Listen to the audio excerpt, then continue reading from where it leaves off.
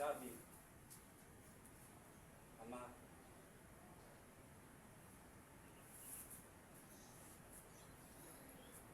sa mga kamay mo,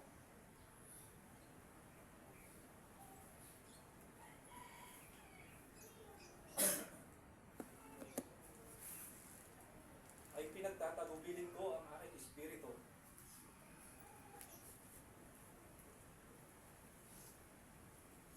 At pagkasabi nito ay nalagot ang kanyang bibig.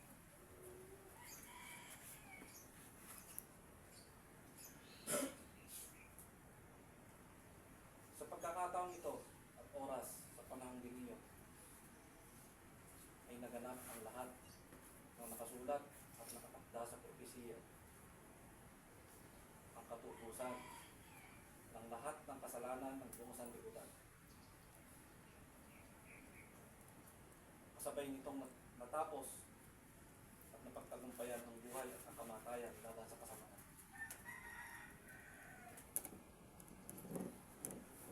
Natupos na ang lahat ng kasalanan ng buong sanlibutan. Para sa lahat ng mga bagay na binigyan ng buhay sa Espiritu man at sa laman. Sa mga nakikita, hindi nakikita ng ating mga mata.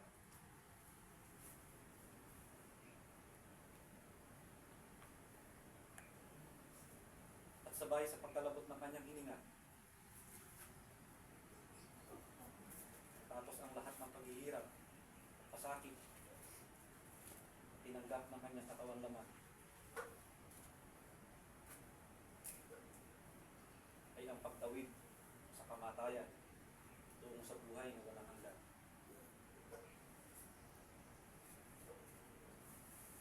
Hindi lamang po sa panahon iyon,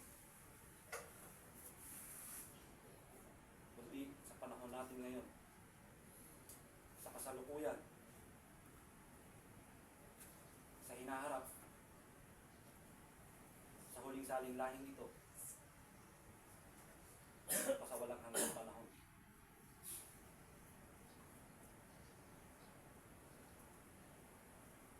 Wala nang mas dadakila, mas binigay sa atin ng Panginoon.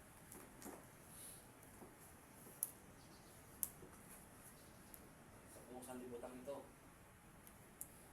bilang isang anak ng Diyos, ginawa niyang kubatin ang kanyang pagka-Diyos. Pagkabata, tinanggap niya ang kalipusta, lahat ng pasakit, lahat ng kaparusahan, sana dapat para isa sa atin tumatanggap nito. Pero dahil sa kanyang pag-ibig, pagmamahal niya sa bawat isa sa atin,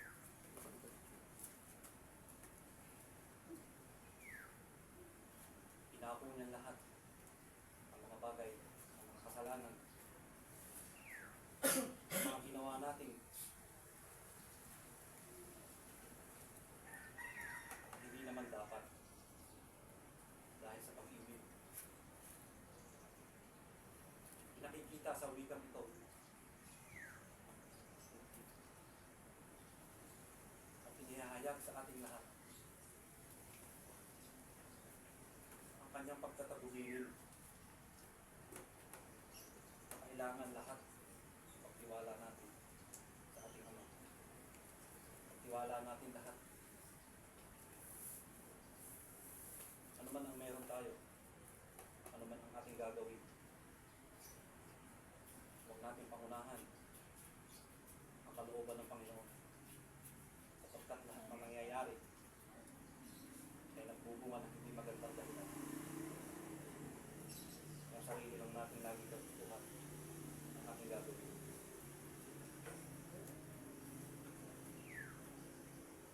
Yung pagtitiwala, yun po ang higit na kailangan ng bawat isa sa atin.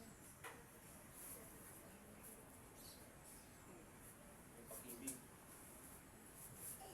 na lahat simula sa una na siya'y nagwika hanggang sa ikapito. Pinakikita niya sa lahat. Pinakita niya ron kung paano at ano yung dapat na maging basehan ng bawat isa sa atin na nagbubuhay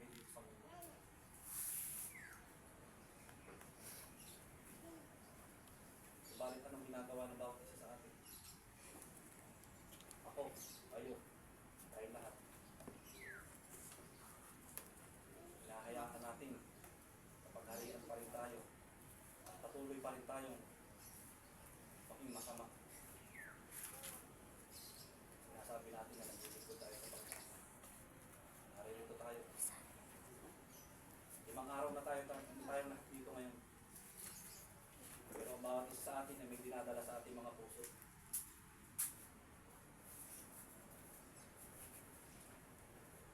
Oo, may tanggi natin sa sarili natin yan o sa iba. Pero ang Panginoon, wala tayo nang itago sa Kanya. Nasaan ang pag-ibig?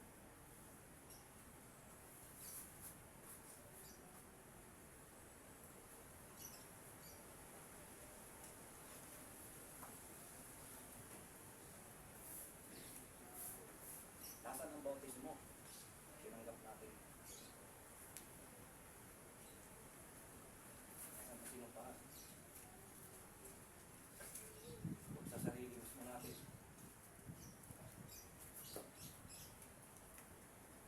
Hindi natin ito kaya. Gawin. Unang pinagsisinungaling natin, Panginoon. Ano natin masasabi? Mga magbuting tupa niya tayo. Kung tayo mismo, ang alay dito. Kahayag, nasa aral niya. Ay may madilim na puso.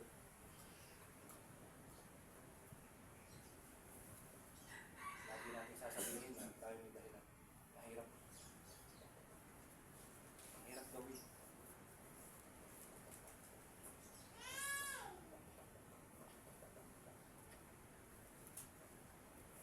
Mahirap magpatawad. Lagi natin nakikita kamalian ng iba. Pero yung kamalian natin, hindi natin nakikita. Hindi mo sa pagtingin pa lang natin, pasok sa isip, nakasala na tayo. Paano natin matatagpuan ang kaluwalhatian ng Panginoon? Kung tayo mismo, na naghahayag na salita ang aral dito, ay sinungaling sa ating sarili. Kahit ako,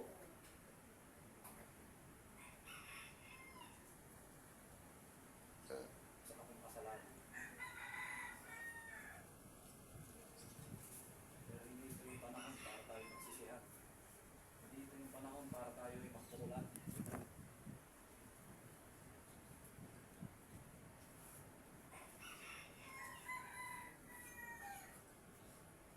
Ito yung panahon para paghariin ang pag-ibig na inihahayag ng Panginoon.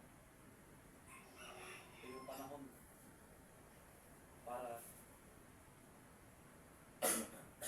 lahat ng pasakit at hirap at kamatayang tinanggap sa krus ng ating Panginoon ay magkaroon man lang ng kaunting tuwa. Isang beses lang mangyayari ang katutusan ito para sa ating lahat. Wala nang darating pa. Dahil ang kanyang tinanggap na puros at kamatayan ay isang beses lang magaganap. Walang ibang makakagawa nito kahit isa sa atin. Yun nga, makarinig lang tayo ng salitang hindi maganda, sasaktan na tayo. Lagi sasabihin natin, hindi naman maaari. Bakit gano'n, bakit gano'n? Sa kaunting dahilan, lumalaki, lumalala. Paano natin masasabi at pag-aariin ang ating sarili na nandito tayo sa Panginoon? O sa kunting-kunting pagkakamali ng iba. Kunting-kunting nakikita natin. Tayo na mismo. At minsan pa, tayo rin ang nagiging kapipisuran ng iba.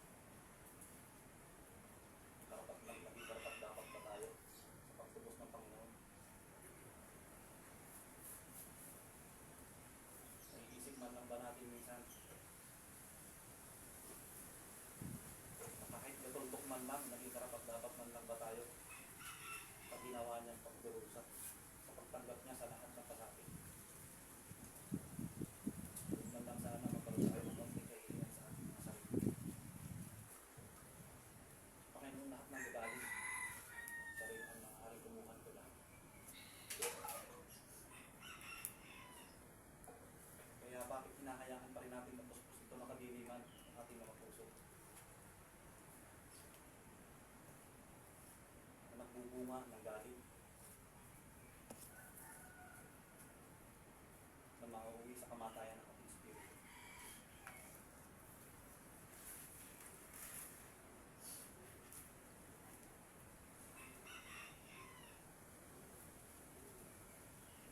Hindi ang Panginoon likod.